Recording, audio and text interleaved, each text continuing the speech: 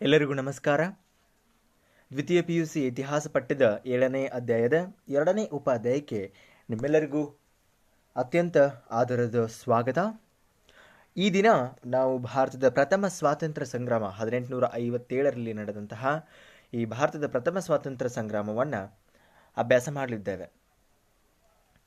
ರಸವೇ ಜನನ, ವಿರಸವೇ ಮರಣ, ಸಮರಸವೇ ಜೀವನ ಅನ್ನುವಂತಹ ಡಾಕ್ಟರ್ ದ.ರಾ ಬೇಂದ್ರೆಯವರ ಮಾತನ್ನು ನೆನೆಯುತ್ತಾ ಈ ದಿನದ ತರಗತಿಯನ್ನು ಆರಂಭಿಸೋಣ. ಮತ್ತೊಮ್ಮೆ ನಿಮ್ಮೆಲ್ಲರಿಗೂ ತರಗತಿಗೆ ಸ್ವಾಗತ.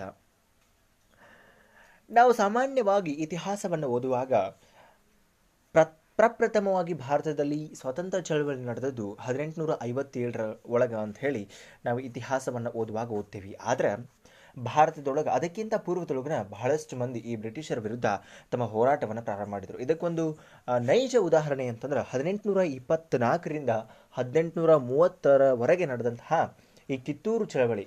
ಕಿತ್ತೂರೊಳಗೆ ರಾಣಿ ಚೆನ್ನಮ್ಮ ಮತ್ತು ಸಂಗೊಳ್ಳಿ ರಾಯಣ್ಣ ಸುಮಾರು 6 ವರ್ಷಗಳ ಕಾಲ ಸತತವಾಗಿ ಇವರ ಜೊತೆ ಹೋರಾಡಿದ್ರು. ಈ ವಿಷಯ, ಈ ಒಂದು ಇಸ್ವಿಯನ್ನ ಅಥವಾ ಈ ಒಂದು ಘಟನೆಯನ್ನ ಭಾರತದ ಇತಿಹಾಸದ ಪ್ರಥಮ ಸ್ವಾತಂತ್ರ್ಯ ಸಂಗ್ರಾಮ ಅಂತ ಹೇಳಿ ಕರಿಬೇಕು ಅನ್ನುವಂತಹ ಕೂಗುಗಳು ಸಹ ಬಹಳಷ್ಟು ಸಲ ಕೇಳಿಬಂದು, ಆದರೂ ಸಹ 1857ರಲ್ಲಿ ನಡೆದಂತಹ ಈ ಸಂಗ್ರಾಮವನ್ನು ಮಾತ್ರ ಬ್ರಿಟಿಷರು ನಾವು ಭಾರತದ ಪ್ರಥಮ ಸ್ವಾತಂತ್ರ್ಯ ಸಂಗ್ರಾಮ ಅಂತ ಕರಿತೀವಿ. ಆದರೆ ಬ್ರಿಟಿಷರು ಇದನ್ನು ಭಾರತದ ಪ್ರಥಮ ಸ್ವಾತಂತ್ರ್ಯ ಸಂಗ್ರಾಮ ಅಂತ ಕರೀಲಿಲ್ಲ. ಅವರು ಇದನ್ನು ಸಿಪಾಯಿ ದಂಗೆ ಅಂತ ಹೇಳಿ ಕರೆದ್ರು, ಅಥವಾ ಇದನ್ನು ಭಾರತೀಯ ಬಂಡಾಯ ಅಂತ ಹೇಳಿ ಅಷ್ಟೇ ಕರೆದು ಸುಮ್ಮನಾದ್ರು. ಇದನ್ನು ನಡೆದದ್ದು 1857ರ ಜೂನ್ ಅವಧಿ ಒಳಗೆ ನಡೆದಂಥದ್ದು. ಇದು ಬ್ರಿಟಿಷರ ವಿರುದ್ಧ ನಡೆದಂತಹ ಮೊಟ್ಟ ಮೊದಲ ಏಕೀಕೃತ ಹೋರಾಟ ಅಂತ ಹೇಳಿ ನಾವು ಕರಿತೇವೆ. ಯಾಕೆ ಇದು ನಡೀತು ಅಂತಂದ್ರೆ, ಈ ಬ್ರಿಟಿಷ್ ಈಸ್ಟ್ ಇಂಡಿಯಾ ಕಂಪನಿ ಏನಿತ್ತು, ಈಸ್ಟ್ ಇಂಡಿಯಾ ಕಂಪನಿಯ ನೀತಿ ಆಗಿತ್ತು ಮತ್ತು ಸಾಮ್ರಾಜ್ಯಶಾಹಿ ಧೋರಣೆಯ ವಿರುದ್ಧ ಇದು ನಡೀತು. ಒಂದು ರೀತಿ ಎಲ್ಲರಿಗೂ ಅತೃಪ್ತ ಭಾವ ಅನ್ನುವಂಥದ್ದು ಭುಗಿಲೆದ್ದು ಬಿಟ್ಟಿತ್ತು. ಹಾಗಾಗಿ ಎಲ್ಲರೂ ಒಟ್ಟುಗೂಡಿ ಈ ಒಂದು ಹೋರಾಟಕ್ಕೆ ಮುಂದೆ ಬಂದರು ಅನ್ನೋದನ್ನು ನಾವಿಲ್ಲಿ ಗಮನಿಸಬಹುದು. ಯಾವುದೇ ಒಂದು ಚಟುವಟಿಕೆ ಏನೇ ನಡಿಬೇಕಂದ್ರೂ ಅದಕ್ಕೆ ನಿರ್ದಿಷ್ಟವಾದಂತಹ ಕಾರಣಗಳಿರ್ತಾವೆ. ಹಂಗೆ ಈ ಸ್ವಾತಂತ್ರ್ಯ ಸಂಗ್ರಾಮ ನಡೀಲಿಕ್ಕೂ ಸಹ ಕೆಲವೊಂದಿಷ್ಟು ಕಾರಣಗಳಿದ್ವು. ಯಾವ್ಯಾವ ಕಾರಣಗಳು ಅಂತಂದ್ರೆ, ಮೊದಲನೇದು ರಾಜಕೀಯ ಕಾರಣ. ರಾಜಕೀಯವಾಗಿ ಏನಿತ್ತು ಅಂತಂದ್ರೆ ಕಾರಣ, ಈಸ್ಟ್ ಇಂಡಿಯಾ ಕಂಪನಿ ತನ್ನ ಅದು ವ್ಯಾಪಾರವನ್ನು ವಿಸ್ತಾರ ಮಾಡ್ತಾ ಇದ್ದಿತ್ತು. ಇದು ಒಂದು ಮುಖ್ಯ ಕಾರಣ ಆಗಿತ್ತು. ಅಂದರೆ ತನ್ನ ಏನಿತ್ತು, ಎಲ್ಲಿವರೆಗೂ ಅದಕ್ಕೆ ಸೀಮಿತ ಆದಂತಹ ಒಂದು ಪ್ರದೇಶ ಇತ್ತು ಈಸ್ಟ್ ಇಂಡಿಯಾ ಕಂಪನಿಗೆ, ಅದು ವಿಸ್ತರಣೆಯನ್ನು ಮಾಡಬೇಕು ನನ್ನ ಈ ಕಂಪನಿಯನ್ನು ಅನ್ನುವಂತಹ ಒಂದು ವಿಚಾರಕ್ಕೆ ಮುಂದಾಗಿತ್ತು. ಹಾಗಾಗಿ ಇದು ಒಂದು ರೀತಿ ಕಾರಣ ಆಗಿತ್ತು. ಬ್ರಿಟಿಷರು ಭಾರತೀಯ ರಾಜ್ಯಗಳ ಆಂತರಿಕ ವ್ಯವಹಾರದೊಳಗೆ ಹಸ್ತಕ್ಷೇಪ ಮಾಡುವಂತಹ ಪದ್ಧತಿಯನ್ನು ಮಾಡ್ತಾ ಇದ್ರ ಜೊತೆಗೆ ಒಡೆದು ಆಳುವ ನೀತಿಯನ್ನು ಅನುಸರಿಸಿದ್ರು. ದತ್ತು ಮಕ್ಕಳಿಗೆ ಹಕ್ಕಿಲ್ಲ ಅನ್ನುವಂಥದ್ದು ಮತ್ತು ಸಹಾಯಕ ಸೈನ್ಯ ಪದ್ಧತಿಗಳು ಇವು ಕೆಲವೊಂದಿಷ್ಟು ಭಾರತೀಯ ರಾಜರುಗಳನ್ನು ಸಿಟ್ಟು ಬರುವಂತೆ ಮಾಡಿದ್ವು. ಹಂಗೆ ಈ ದತ್ತು ಮಕ್ಕಳಿಗೆ ಹಕ್ಕಿಲ್ಲ ಅನ್ನುವಂತಹ ನೀತಿಯನ್ನು ದೊಡ್ಡ ಜಮೀನ್ದಾರಿಗೂ ಸಹ ಅನ್ವಯ ಮಾಡಿದ್ರು. ಈ ಎಲ್ಲ ಕಾರಣಗಳಿಂದಾಗಿ ರಾಜರು, ರಾಜಕುಮಾರರು ಮತ್ತು ಅವರ ಆಸ್ಥಾನಿಕರು, ಸೇವೆಯಿಂದ ವಜಾಗೊಂಡಂತಹ ಸೈನಿಕರು ಎಲ್ಲರೂ ಬ್ರಿಟಿಷರ ಬಗ್ಗೆ ಕೋಪಗೊಂಡು ಯುದ್ಧಕ್ಕೆ ಇದು ಒಂದು ರೀತಿ ರಾಜಕೀಯ ಕಾರಣ ಆಗಿತ್ತು ನಾವಿಲ್ಲಿ ಗಮನಿಸಬಹುದು. ಇನ್ನು ಎರಡನೇದಾಗಿ ಆಡಳಿತಾತ್ಮಕ ಕಾರಣಕ್ಕೆ ಸಂಬಂಧಪಟ್ಟಂತಹ ಏನು ಆಗಿತ್ತು ಆಡಳಿತ ಕಾರಣ ಅಂತಂದ್ರೆ, ಈ ಸಂಗ್ರಾಮಕ್ಕೆ ಆಡಳಿತ ಕಾರಣ ಏನು ಅನ್ನೋದನ್ನು ನೋಡೋದಾದ್ರೆ, ಭಾರತೀಯ ಸಾಂಪ್ರದಾಯಿಕ ಆಡಳಿತ ಪದ್ಧತಿಯನ್ನು ತೆಗೆದು ಹಾಕಿದ್ರು. ಬ್ರಿಟಿಷರು ಹೊಸ ಆಡಳಿತ ಪದ್ಧತಿಯನ್ನು ಜಾರಿಗೆ ತಂದರು. ಇದರಿಂದಾಗಿ ಬಹಳಷ್ಟು ಮಂದಿ ಸ್ಥಳೀಯ ಆಡಳಿತಗಾರರು ನಿರುದ್ಯೋಗಿಗಳಾದರು. ಅವರೆಲ್ಲ ಇಂಗ್ಲಿಷರ ವಿರೋಧಿಗಳಾಗಲಿಕ್ಕೆ ಪ್ರಾರಂಭ ಮಾಡಿದರು. ಕಾನೂನಿನ ಆಡಳಿತ ಮತ್ತು ಕಾನೂನಿನ ದೃಷ್ಟಿಯೊಳಗೆ ಸಮಾನತೆ ಅನ್ನುವಂಥದ್ದು ತತ್ವಗಳು ಸಾಂಪ್ರದಾಯಿಕ ಧರ್ಮಶಾಸ್ತ್ರ ಮತ್ತು ಪರಿಷತ್ ಕಾನೂನುಗಳಿಂದ ಪ್ರಭಾವಿತಗೊಂಡಿದ್ದಂತಹ ಹಿಂದೂ ಮುಸ್ಲಿಮರ ಮನಸ್ಸಿನೊಳಗೆ ಸಂಶಯವನ್ನು ಬಿತ್ತಲಿಕ್ಕೆ ಪ್ರಾರಂಭ ಮಾಡಿದ್ವು. ಅಂತಂದ್ರೆ ಧರ್ಮವನ್ನು ಆಧಾರವಾಗಿ ಇಟ್ಕೊಂಡು ಇವರು ಆಳ್ವಿಕೆಯನ್ನು ಮಾಡಲಿಕ್ಕೆ ಪ್ರಾರಂಭ ಮಾಡಿದ್ರು. ಜೊತೆಗೆ ಅಲ್ಲಿ ಸಮಾನತೆ ಅನ್ನುವಂಥದ್ದು ಇರಲಿಲ್ಲ. ಭಾರತೀಯರಿಗೆ ಆಡಳಿತದೊಳಗೆ ಉನ್ನತ ಹುದ್ದೆಗಳನ್ನು ಕೊಡ್ತಾ ಇರಲಿಲ್ಲ. ಅವರಿಗೆ ಬಹಳ ಕಡಿಮೆ ಸ್ಯಾಲ್ರಿ ಕೂಡ ಸಿಗ್ತಾ ಇತ್ತು. ಜೊತೆಗೆ ಅವರು ಇಂಗ್ಲಿಷರಷ್ಟು ಬುದ್ಧಿವಂತರಲ್ಲ ಅನ್ನುವಂಥದ್ದು ಅವರ ಅಭಿಪ್ರಾಯ ಆಗಿತ್ತು. ಹೀಗಾಗಿ ಕಾನೂನಿನ ಮುಂದೆ ಸರಿಸಮಾನರು ಅನ್ನುವಂತಹ ಇಂಗ್ಲಿಷರ ತತ್ವದ ವಿರುದ್ಧ ಈ ಒಂದು ಚಳವಳಿ ಸಹ ಪ್ರಾರಂಭವಾಯಿತು. ಇದು ಆಡಳಿತಾತ್ಮಕ ಕಾರಣ ಆಗಿತ್ತು ಈ ಭಾರತದ ಪ್ರಥಮ ಸ್ವಾತಂತ್ರ್ಯ ಸಂಗ್ರಾಮಕ್ಕೆ. ಇನ್ನು ಆರ್ಥಿಕ ಸಂಬಂಧಪಟ್ಟಂಗೆ ಆರ್ಥಿಕ ಕಾರಣಗಳು ಏನಿತ್ತು ಅಂತಂದ್ರೆ, ಈಸ್ಟ್ ಇಂಡಿಯಾ ಕಂಪನಿ ತನ್ನ ಆರ್ಥಿಕ ಶೋಷಣೆಯನ್ನ ನೀತಿಯನ್ನು ಮತ್ತೆ ಮುಂದುವರಿಸಿತು. ಹಂಗೆ ಭಾರತದ ಸಂಪತ್ತು ಮತ್ತು ಸಂಪನ್ಮೂಲಗಳನ್ನು ತಮ್ಮ ಉದ್ದೇಶಗಳಿಗಾಗಿ ಬಳಸ್ಕೊಳ್ತಾ ಇದ್ರು. ಕೈಗಾರಿಕಾ ಕ್ರಾಂತಿಯ ನಂತರ ಇಂಗ್ಲೆಂಡ್ನೊಳಗೆ ಆಮದು ಪ್ರಮಾಣ ಹೆಚ್ಚಾಯಿತು. ಇಂಗ್ಲಿಷರು ವ್ಯಾಪಾರದ ಮೇಲೆ ಏಕಸ್ವಾಮ್ಯವನ್ನು ಸ್ಥಾಪನೆ ಮಾಡಿದ್ರು. ಅಂದರೆ ಇವರೊಬ್ಬರ ಆಡಳಿತವನ್ನು ನಡೆಸ್ತಾ ಇದ್ರು. ಭಾರತವನ್ನ ಕಚ್ಚಾ ವಸ್ತುಗಳ ಪೂರೈಕೆದಾರನಾಗಿ ಅವ್ರು ಮಾಡಿಕೊಂಡ್ರು. ಜೊತೆಗೆ ಅವರೇನು ಕಚ್ಚಾ ವಸ್ತುಗಳನ್ನ ಇಲ್ಲಿಂದ ತೆಗೆದುಕೊಂಡು ಹೋಗ್ತಾ ಇದ್ರು, ಇದು ಮುಂದೆ ಬರ್ತದ ಮುಂದಿನ ಅಧ್ಯಾಯದೊಳಗೆ ಸೋರಿಕೆ ಸಿದ್ಧಾಂತ ಅನ್ನುವಂತಹ ಒಂದು ಕಾನ್ಸೆಪ್ಟ್ ಅಲ್ಲಿ ಬರ್ತದೆ. ಅವರು ಇಲ್ಲಿನ ಕಚ್ಚಾ ವಸ್ತುಗಳನ್ನು ತೆಗೆದುಕೊಂಡು ಹೋಗಿ ಮತ್ತೆ ಅವರ ದೇಶದೊಳಗೆ ಸಿದ್ಧ ವಸ್ತುಗಳನ್ನಾಗಿ ಮಾಡಿಕೊಂಡು ಪುನಃ ಭಾರತದೊಳಗನ ಹೆಚ್ಚಿನ ರೇಟಿಗೆ ಮಾರ್ತಾ ಇದ್ರು ಅನ್ನೋದನ್ನು ನಾವಿಲ್ಲಿ ಗಮನಿಸ್ತೀವಿ. ಇದು ಸಹ ಒಂದು ರೀತಿ ಅವರಿಗೆ ಇದು ಆರ್ಥಿಕ ಕಾರಣ ಆಗಿತ್ತು. ಜೊತೆಗೆ ಇದರಿಂದಾಗಿ ಏನಾಯಿತು ಅಂತಂದ್ರೆ ಬಹಳಷ್ಟು ಮಂದಿ ನಿರುದ್ಯೋಗಿಗಳಾದರು, ವಿಶೇಷವಾಗಿ ಕುಶಲಕರ್ಮಿಗಳು ಮತ್ತು ಕಸಬ್ದಾರರು. ಹಾಗಾಗಿ ಇದು ಆರ್ಥಿಕ ಕಾರಣವಾಗಿ ಪರಿಣಮಿಸಿತು ಈ ಸ್ವತಂತ್ರ ಸಂಗ್ರಾಮಕ್ಕೆ. ಇನ್ನು ಸಾಮಾಜಿಕ ಮತ್ತು ಧಾರ್ಮಿಕ ಕಾರಣಗಳನ್ನು ನೋಡೋದಾದ್ರೆ, ಬ್ರಿಟಿಷರು ತಮ್ಮನ್ನ ಉಚ್ಚ ಜನಾಂಗಕ್ಕೆ ಸೇರಿದವರು, ಅಂದ್ರೆ ನಾವು ಎಲ್ಲರಿಗಿಂತ ಶ್ರೇಷ್ಠ ಅನ್ನುವಂತಹ ಭಾವನೆಯನ್ನು ಅವರು ಹೊಂದಿದ್ರು. ಭಾರತೀಯರನ್ನ ಈ ವಿಷಯಕ್ಕೆ ಸಂಬಂಧಪಟ್ಟಂಗೆ ಅವಮಾನಿಸ್ತಾ ಇದ್ರು. ಅವರು ಹೊರಡಿಸಿದಂತಹ ಸಾಮಾಜಿಕ ಸುಧಾರಣೆಗಳು ಹಿಂದೂ ಮತ್ತು ಮುಸ್ಲಿಮರ ಮನಸ್ಸಿನೊಳಗೆ ಸಂಶಯವನ್ನು ಮೂಡಿಸಿದ್ವು. ಯಾಕಂದ್ರೆ ಹಿಂದೂಗಳು ಮತ್ತು ಮುಸ್ಲಿಮರು ಸತಿ ಪದ್ಧತಿಯನ್ನು, ಬಾಲ್ಯ ವಿವಾಹವನ್ನು, ಮನುಷ್ಯ ಮತ್ತು ಪ್ರಾಣಿ ಬಲಿಗಳ ಬಗ್ಗೆ, ಅದರ ಜೊತೆಗೆ ಬುರ್ಕಾ ಪದ್ಧತಿಗಳ ಬಗ್ಗೆ ಇವೆಲ್ಲ ಪದ್ಧತಿಗಳು ಧರ್ಮದ ಒಂದು ಅಂಗ ಅಂತ ತಿಳ್ಕೊಂಡಿದ್ರು. ಹಾಗಾಗಿ ಅವರು ಬ್ರಿಟಿಷರ ಬಗ್ಗೆ ಸಾಮಾನ್ಯವಾಗಿ ಅಸಂತುಷ್ಟರಾದರು ಅನ್ನೋದನ್ನು ಸಹ ನಾವಿಲ್ಲಿ ಗಮನಿಸಬಹುದು. ಇನ್ನು ಈಸ್ಟ್ ಇಂಡಿಯಾ ಕಂಪ್ನಿ ಏನು ಮಾಡ್ತು ಅಂತಂದ್ರೆ, ಕೆಲವೊಂದಿಷ್ಟು ಕ್ರಿಶ್ಚಿಯನ್ ಮಿಷನರಿಗಳಿದ್ವು. ಆ ಮಿಷನರಿಗಳಿಗೆ ಧಾರ್ಮಿಕ ಕ್ಷೇತ್ರದೊಳಗೆ ಸ್ವಾತಂತ್ರ್ಯವನ್ನು ಕೊಟ್ಟರು. ಅವರು ಮುಂದೆ ಶಾಲೆ, ಆಸ್ಪತ್ರೆ, ಬಂದಿಖಾನೆ, ಮಾರುಕಟ್ಟೆ ಒಳಗೆ ಸಕ್ರಿಯವಾಗಿ ಅಂದ್ರೆ ಸರಾಗವಾಗಿ ಕ್ರೈಸ್ತ ಧರ್ಮ ಪ್ರಚಾರವನ್ನು ಮಾಡಲಿಕ್ಕೆ ಪ್ರಾರಂಭ ಮಾಡಿದರು. ಕ್ರಿಶ್ಚಿಯನ್ ಮಿಷನರಿಗಳು ಮತ್ತು ಹಿಂದೂ ಮತ್ತು ಮುಸ್ಲಿಂ ಧರ್ಮಗಳ ಬಗ್ಗೆ ಅಸಹನೆಯನ್ನು ಹೊಂದಿದ್ವು. ಅಂದ್ರೆ ಈ ಕ್ರೈಸ್ತ ಧರ್ಮದ ಬಗ್ಗೆ ಹೆಚ್ಚಿನ ಒಂದು ಒಲವನ್ನು ಕೊಟ್ಟು ಆ ಧರ್ಮವನ್ನು ಪ್ರಚಾರ ಮಾಡಲಿಕ್ಕೆ ಪ್ರಾರಂಭ ಮಾಡಿದರು. ಅದು ಹಿಂದೂ ಮತ್ತು ಮುಸ್ಲಿಂ ಧರ್ಮಗಳ ಬಗ್ಗೆ ಅದರ ಪ್ರಭಾವ ಕಡಿಮೆ ಆಗಲಿಕ್ಕೆ ಪ್ರಾರಂಭ ಆಯಿತು ಅನ್ನೋದನ್ನು ನಾವಿಲ್ಲಿ ಗಮನಿಸಬಹುದು. ಅದಾದಮೇಲೆ ಬಹಿರಂಗವಾಗಿ ಅವುಗಳನ್ನು ಟೀಕಿಸ್ತಾ ಇದ್ರು. ಅವರು ಭಾರತೀಯರನ್ನ ಕ್ರಿಶ್ಚಿಯನ್ ಧರ್ಮಕ್ಕೆ ಮತಾಂತರಿಸಲಿಕ್ಕೆ ಪ್ರಯತ್ನ ಮಾಡಿದ್ರು. ಮಿಷನರಿಗಳು ಮತ್ತು ಕಾನ್ವೆಂಟುಗಳ ಮೂಲಕ ಪಸರಿಸಿದಂತಹ ಇಂಗ್ಲಿಷ್ ಶಿಕ್ಷಣ ಮತ್ತು ಸಂಸ್ಕೃತಿ ಭಾರತೀಯರೊಳಗ ಧರ್ಮಗಳ ಉಳಿವಿನ ಬಗ್ಗೆ ಸಂಶಯವನ್ನು ಮೂಡಿಸಲಿಕ್ಕೆ ಪ್ರಾರಂಭವಾಯಿತು. ಇದು ಒಂದು ರೀತಿ ಧಾರ್ಮಿಕ ಕಾರಣ ಆಗಿತ್ತು ಈ 1857ರ ದಂಗೆಗೆ. ಇನ್ನು ಸೈನಿಕ ಕಾರಣಗಳ ಬಗ್ಗೆ ನಾವು ನೋಡೋದಾದ್ರೆ, ಬ್ರಿಟಿಷ್ ಸೈನ್ಯದೊಳಗಿದ್ದಂತಹ ಭಾರತೀಯ ಸೈನಿಕರು ಬ್ರಿಟಿಷ್ ಅಧಿಕಾರಿಗಳಿಂದ ಬಹಳಷ್ಟು ಸಲ ಅವಮಾನಕ್ಕೊಳಗಾಗ್ತಾ ಇದ್ರು. ಅವರಿಗೆ ಬಹಳ ಕಡಿಮೆ ಸಂಬಳ ಇತ್ತು, ನಾನು ಆಗಲೇ ಹೇಳ್ದಂಗೆ. ಜೊತೆಗೆ ಸುಬೇದಾರ ಅವರಿಗೆ ಕೊಡ್ತಾ ಇದ್ದಂತಹ ಹೈಯೆಸ್ಟ್ ಹುದ್ದೆ ಆಗಿತ್ತು, ಅದಕ್ಕಿಂತ ಮೇಲಿನ ಯಾವ ಹುದ್ದೆಯನ್ನು ಕೊಡ್ತಾ ಇರಲಿಲ್ಲ. 1856 ಜನರಲ್ ಸರ್ವಿಸ್ ಎನ್ಲಿಸ್ಟ್ಮೆಂಟ್ ಆಕ್ಟಿನ ಪ್ರಕಾರ 1856 ಒಂದು ಆಕ್ಟ್ ಬರ್ತೈತಿ. ಅದೇನು ಅಂತಂದ್ರೆ ಜನರಲ್ ಸರ್ವಿಸ್ ಅಲಿಸ್ಟ್ಮೆಂಟ್ ಆಕ್ಟ್. ಅದರ ಪ್ರಕಾರ ಭಾರತೀಯ ಸೈನಿಕರನ್ನ ಬ್ರಿಟಿಷ್ ಸಾಮ್ರಾಜ್ಯದೊಳಗೆ ಎಲ್ಲಿ ಬೇಕಾದರೂ ವರ್ಗಾವಣೆ ಮಾಡುವಂತಹ ಅಧಿಕಾರ ಈ ಆಕ್ಟ್ ಪ್ರಕಾರ ಅವರಿಗೆ ಸಿಕ್ತು. ಇದು ಅವರ ಧಾರ್ಮಿಕ ನಂಬಿಕೆಗೆ ವಿರುದ್ಧ ಆಗಿತ್ತು. ಹಿಂದೂಗಳು ಸಮುದ್ರಯಾನ ಮಾಡುವುದಂತಂದ್ರೆ ಪಾಪ ಅಂತ ಹೇಳಿ ನಂಬಿದ್ರು. ಬ್ರಿಟಿಷ್ ಸೈನಿಕರಿಗಿಂತ ಭಾರತೀಯ ಸೈನಿಕರ ಸಂಖ್ಯೆ ಹೆಚ್ಚಾಗಿದ್ದರಿಂದ ಅವರೊಳಗೆ ಆತ್ಮವಿಶ್ವಾಸವನ್ನು ಹೆಚ್ಚಿಸಿತು. ಬ್ರಿಟಿಷ್ ಸೈನ್ಯದೊಳಗೆ ಔದ್ ಪ್ರಾಂತ್ಯ ಒಂದರಿಂದಲೇ 75,000ಕ್ಕಿಂತ ಹೆಚ್ಚಿನ ಸೈನಿಕರನ್ನ ನಾವಿಲ್ಲಿ ಅವಾಗಿದ್ರು ಅನ್ನೋದನ್ನು ನಾವಿಲ್ಲಿ ಗಮನಿಸಬಹುದು. ನವಾಜ್ ವಾಜಿದ್ ಆಲಿಯ ಆಡಳಿತ ಕೆಟ್ಟಿದೆ ಅನ್ನುವಂಥ ಕಾರಣವನ್ನು ನೀಡಿ ರಾಜ್ಯವನ್ನು ಬ್ರಿಟಿಷ್ ಸಾಮ್ರಾಜ್ಯಕ್ಕೆ ಸೇರಿಸಿಕೊಂಡಿದ್ದರಿಂದ ಆ ಸೈನಿಕರು ಇಂಗ್ಲಿಷರ ವಿರುದ್ಧ ಮತ್ತಷ್ಟು ಕೋಪಗೊಳ್ಳಲಿಕ್ಕೆ ಪ್ರಾರಂಭ ಮಾಡಿದ್ರು. ಇದು ಸೈನಿಕ ಕಾರಣ ಆಗಿತ್ತು. ಇನ್ನು ಪ್ರತಿಯೊಂದು ಯುದ್ಧಕ್ಕೂ ಒಂದೊಂದು ತಕ್ಷಣದ ಕಾರಣ ಅನ್ನುವಂಥದ್ದು ಇರ್ತದೆ. ಅಂದ್ರೆ ಈ ಎಲ್ಲ ಕಾರಣಗಳನ್ನು ಮನಸ್ಸಿನೊಳಗೆ ಇಟ್ಕೊಂಡು ಕೂತಿರ್ತಾರೆ, ಅಸಂತುಷ್ಟರಾಗಿರ್ತಾರೆ, ಅಸಹನೆಯನ್ನು ಹೊಂದಿರ್ತಾರೆ. ಅವಾಗ ಒಂದು ತಕ್ಷಣದ ಕಾರಣ ಅನ್ನುವಂಥದ್ದಲ್ಲಿ ಹುಟ್ಕೋತು ಅಂತಂದ್ರೆ ಈ ಎಲ್ಲ ಕಾರಣಗಳನ್ನು ಒಟ್ಟುಗೂಡಿಸ್ಕೊಂಡು ಅಲ್ಲಿ ಯುದ್ಧ ಸಂಭವಿಸುವಂತಹ ಸಾಧ್ಯತೆ ಇರ್ತದೆ. ಹಂಗ ಈ ಯುದ್ಧಕ್ಕೆ ಕಾರಣ ಆದಂತಹ ಒಂದು ತಕ್ಷಣದ ಕಾರಣ ಏನು ಅಂತಂದ್ರೆ, ಬ್ರಿಟಿಷರು ಹೊಸ ಎನ್ಫೀಲ್ಡ್ ಬಂದೂಕಗಳನ್ನು ಇವರಿಗೆ ಕೊಟ್ಟರು. ಅವೇನಿದ್ದು ಆ ಗುಂಡನ್ನು ಹಾಕಬೇಕು ಅಂತಂದ್ರೆ ಅದನ್ನ ಬಾಯಿಲಿಂದ ಹೊರ ತೆಗಿಬೇಕಾಗಿತ್ತು, ಗುಂಡನ್ನು ತುಂಬುವಂತಹ ಒಂದು ಇದನ್ನ. ಅವಾಗ ಆ ಒಂದು ಬಾಯಿಂದ ಕಚ್ಚಿ ತೆಗೆಯುವಂತಹ ಸ್ಥಳ ಏನಿತ್ತು ಅಲ್ಲಿ ದನದ ಮತ್ತು ಹಂದಿಯ ಮಾಂಸವನ್ನು ಸವರಿದ್ರು ಅನ್ನುವಂತಹ ಸುದ್ದಿ ಎಲ್ಲ ಕಡೆ ಹರಡುಬಿಡ್ತು. ಆಕಳು ಹಿಂದೂಗಳಿಗೆ ಪವಿತ್ರ ಆಗಿದ್ರ ಹಂದಿ ಮುಸ್ಲಿಮರಿಗೆ ನಿಷೇಧ ಆಗಿತ್ತು. ಹಾಗಾಗಿ ಇದು ಸಾಮಾನ್ಯವಾಗಿ ಒಂದು ರೀತಿ ಧರ್ಮದ ವಿರೋಧವಾದಂತಹ ಚಟುವಟಿಕೆ ಅಂತ ಹೇಳಿ ಬಹಳಷ್ಟು ಮಂದಿ ಇದನ್ನ ವಿರೋಧಿಸಿದ್ರು. ಎಲ್ಲರೂ ಹಿಂದೇಟು ಹಾಕಿದ್ರು ಈ ಬಂದೂಕನ್ನು ಉಪಯೋಗಿಸ್ಲಿಕ್ಕೆ. ಇದು ಬ್ರಿಟಿಷರ ವಿರುದ್ಧ ದಂಗೆಯನ್ನು ಪ್ರಾರಂಭ ಮಾಡಲಿಕ್ಕೆ ಒಂದು ತಕ್ಷಣದ ಕಾರಣ ಆಯಿತು. ಇದಾದ್ಮೇಲೆ ಏನಾಯಿತು ದಂಗೆ ಒಳಗ ಅಂತಂದ್ರೆ, ಏನೇನಾಯಿತು, ಸಂಗ್ರಾಮದ ಗತಿ ಏನು, ಈ ದಂಗೆಯ ಗತಿ ಏನು ಅಂತ ಅಂದ್ರೆ, ಬರಾಂಪುರದ 19ನೇ ಪದಾತಿ ದಳ ತೋಟಗಳನ್ನು ಬಳಸಲಿಕ್ಕೆ ನಿರಾಕರಣೆ ಮಾಡಿತು. ಹಾಗಾಗಿ ಮಾರ್ಚ್ 29ನೇ ತಾರೀಕು ಆ ಸೈನ್ಯದ ತುಕಡಿಯನ್ನ ಅವರು ವಜಾ ಮಾಡಿದ್ರು.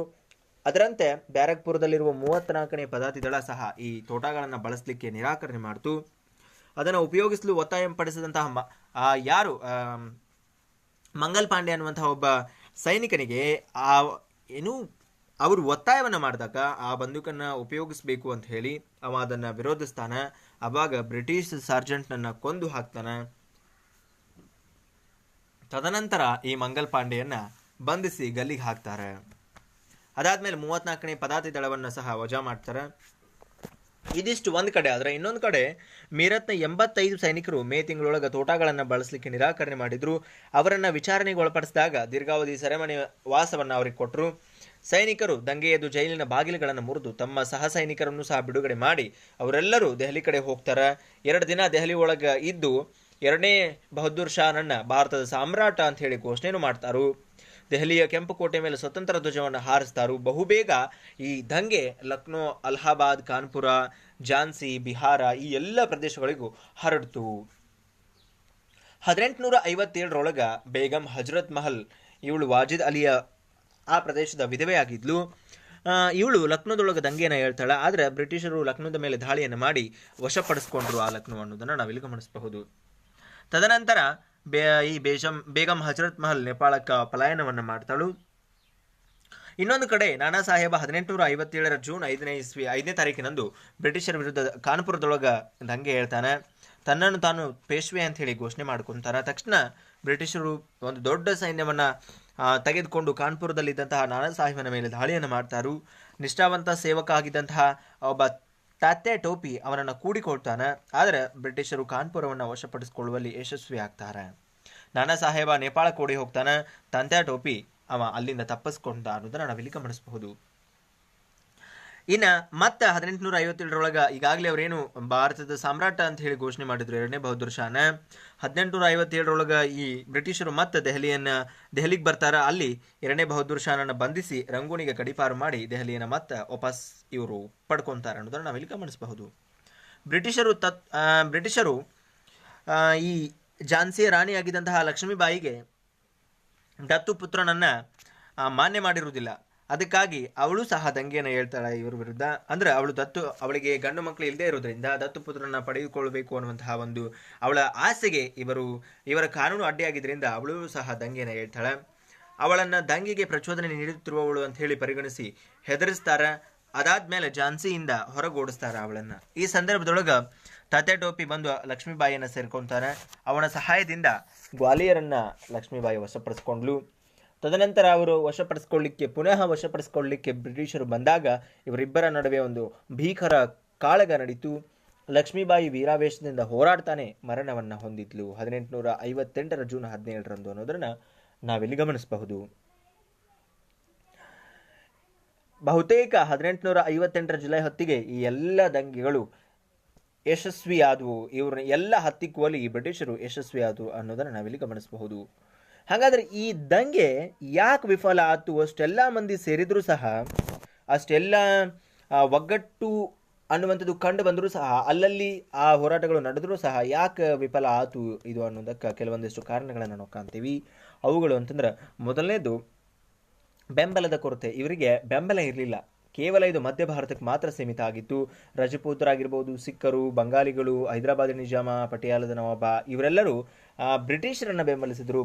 ಭಾರತೀಯ ಪಡೆಗಳಿಗೆ ಯಾರ ಬೆಂಬಲವೂ ಸಿಗಲಿಲ್ಲ. ಹಾಗಾಗಿ ಒಂದು ರೀತಿ ಬೆಂಬಲದ ಕೊರತೆ ಒಂದು ಕಾರಣ ಆಯಿತು. ಇನ್ನು ಎರಡನೇ ಕಾರಣ ಅಂತಂದ್ರೆ, ಸುಶಿಕ್ಷಿತ ಭಾರತೀಯರು ಹಳೆಯ ವ್ಯವಸ್ಥೆ ಮರಳಿ ಬರಬಹುದು ಅಂತ ಹೇಳಿ ಹೆದರಿ ಯಾರೂ ಬೆಂಬಲ ಕೊಡಲೇ ಇಲ್ಲ.